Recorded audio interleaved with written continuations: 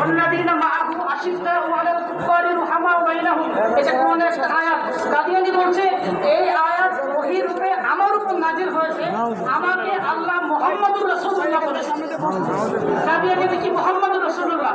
এই কারণেই কাদিয়ানী ছেলে মির্জা বশির আহমদ এলমে একটা কিতাব লিখেছে কালিমাতুল ফসল।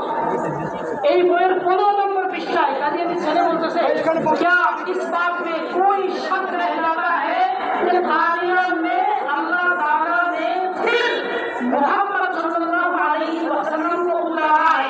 और এই বিষয়ে কোনো সন্দেহ নাই যে কাদিয়ানে আল্লাহ তাআলা পুনরায় মুহাম্মদ সাল্লাল্লাহু আলাইহি ওয়াসাল্লামকে পাঠিয়েছেন। বলুন আলহামদুলিল্লাহ, চিৎকার করে বলুন আলহামদুলিল্লাহ।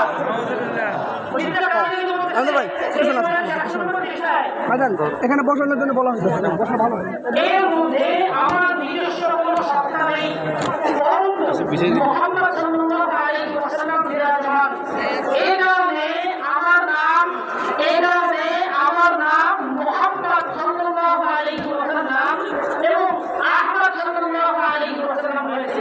তাদের নাম নাকি মুহাম্মদ সাল্লাল্লাহু আলাইহি ওয়াসাল্লাম এবং আহমদ সাল্লাল্লাহু আলাইহি ওয়াসাল্লাম। নাউযুবিল্লাহ। আমার হাতে আপনারা কিতাব দেখতেছেন, কিতাবের নাম তাজকিরা। আমি যদি প্রথম পৃষ্ঠা টাইটেল পৃষ্ঠা দেখাই, এখানে লেখা আছে তাজকিরা ইয়ানি ওহীর মুকাদ্দাস।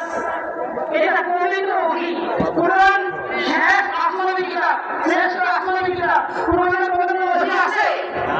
কুরআনের পবিত্র আসমানি কিতাব আছে? এটা হলো তাজকিরা ইয়ানি ওহীর মুকাদ্দাস। এই তাজকিরা 547 নম্বর পৃষ্ঠায় কাদিয়ানী বলছে, আল্লাহ তাআলা আমাকে বলেছেন, ওয়া আরসালনাকা ইল্লা রাহমাতাল লিল আলামিন।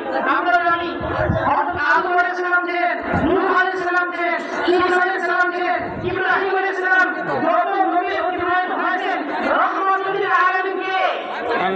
রাহমাতুল লিল আলামিন নবী করিম সাল্লাল্লাহু আলাইহি ওয়াসাল্লাম। কিন্তু কাদিয়ানী বলতেছে না, আল্লাহ তাআলা আমাকে বলেছেন ওয়া আরসালনাকা ইল্লা রাহমাতাল লিল আলামিন। আরেকটা কথা আমি শেষ করে দেব, কাদিয়ানীরা ধোঁকা দেয় যে আমাদের কালিমা তোমাদের কালিমা এক, লা ইলাহা ইল্লাল্লাহ মুহাম্মাদুর রাসূলুল্লাহ। এটা শুনতে আপনারা কালিমা এক, লা ইলাহা ইল্লাল্লাহ মুহাম্মাদুর রাসূলুল্লাহ। আপনাদেরকে বলতে চাই, কাদিয়ানী যখন কালিমা বলে লা ইলাহা